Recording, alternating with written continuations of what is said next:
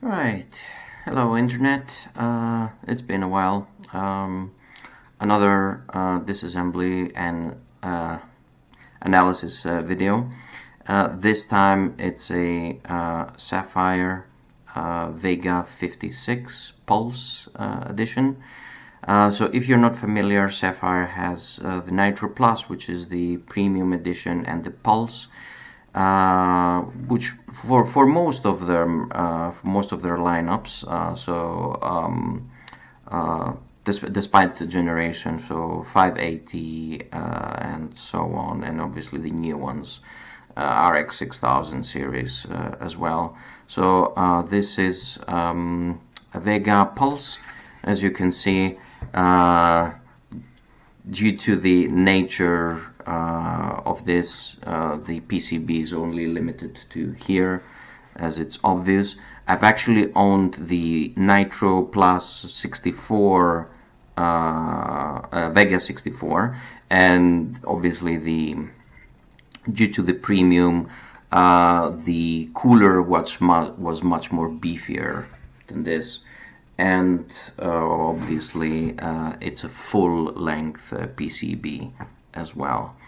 I've already cleaned this and repasted it, but thermals were not actually very good, so I'm gonna open it again, and I thought it's a good idea and it's a good opportunity to show it what's under the hood. Dual 8-pin here. Sapphire has this neat little trick, which you can remove the fan just by unscrewing this screw here, and the fan lifts up of the socket, and you can see underneath, or if the fan is damaged, you can replace it. Well, this model is not under warranty anymore, so you can find the spares through AliExpress or other means, but it's a nice little feature they incorporated a few years back. Vega should be 6 years old now, I think. Between 6 and 7. So some of these fans might fail, so you can easily replace them.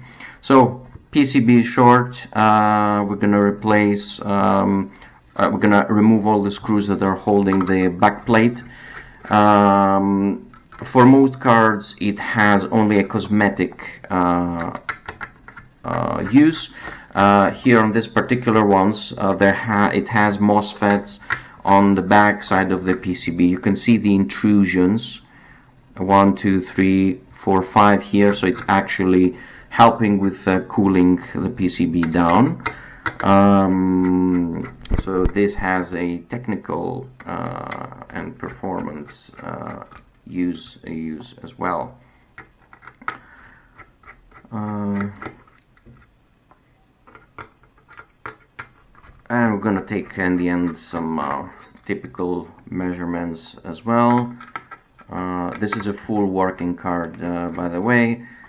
Somebody removed it from an office computer. I don't know why somebody would need an office for an office computer, a Vega, but maybe it was something more than usual. So you can see the pads and the MOSFETs that are here. They're making good contact. I can see it's here, and we can put this by side.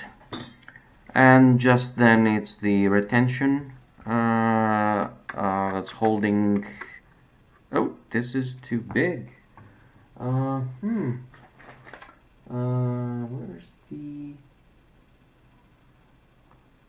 Where's the other one?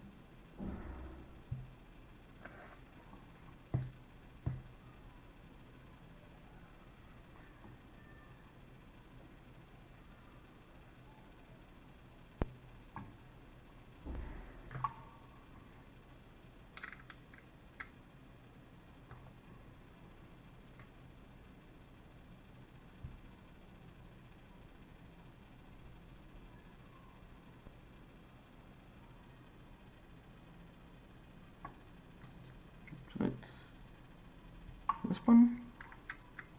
Yes, it's this one. Oh, so there. So unscrewing the retention that's holding down the PCB to the GPU. That's it. And oh, there's one left here. Always forget that. Here on the side. And that's it. So gently we push and lift. Are there some side screws? Oh yes, there are some side screws. So on the side here there are two little ones. Always forget them too.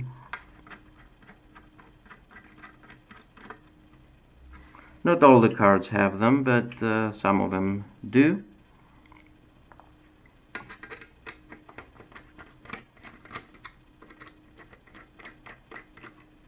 Yep, that's it. And yeah, easy lift. There's a connector underneath. We need to be careful. So disconnect, and that's it. You can see all the pads from the MOSFETs and the inductors that are supposed to cool them and everything. Everything seems in place. I'm gonna put this by side here. The disassembly, you can disassemble the whole cooler as well. So if you want to do it, there's 4 screws here and here, to 2 and 2, and there's Sapphire implemented this really neat and slick modular cooler design, and each part that's been consisted of has its purpose. So there is a base plate, so the first thing to see that's lifting is the base plate there, and that as you can see cools all the separate components, all the VRMs and MOSFETs and whatnot, and it has its own cooler, which is really efficient. I'll put this by side as well. And underneath is the main cooler, and that cools the GPU core itself. Yeah, pretty big heat pipes. I don't think, no, this is not a vapor chamber. So yeah, and underneath is just this plastic shroud with the fans. So let's put this by side as well. So PCB, short PCB, 12 volts inductors here. All these metal MOSFETs here, as you can see, these are it's a special package, and obviously due to heat conductivity and other technical reasons which I'm not aware of, they're considered premium MOSFETs. Inductors which deliver power, and this I believe is a display. This should be VDDCI, and this under here, under this one, is it this one? Yes, so you can see this is a different one. So this is memory, if I'm not mistaken. So we grab our trusty multimeter, we attach one end here, and we'll do some resistances first. So 12 volt, it's cycling, so it's fine. 1, 2, 3, 4, that's 3.3 volts, and that looks perfectly healthy. Yes. So let's measure 12 volts, should be cycling, and it is, and this should be cycling as well, and it is, and we'll measure memory. Yeah.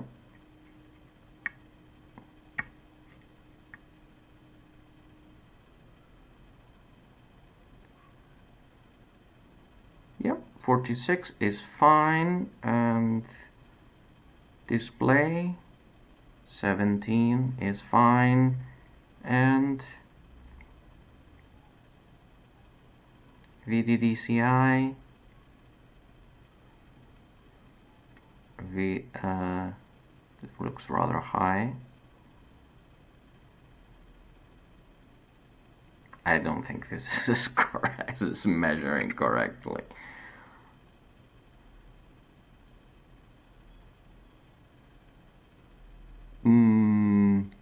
This should be it should be 100 something, not 1.5 kilo ohms. Oh well, the card is working. Just to show you, you can tap. So this is a metal plate, as you can see, and upon touching, this actually connects to the MOSFET itself instead of trying to hit all these things. So if you just hit here, you'll get a really low measurement, and this is perfectly fine.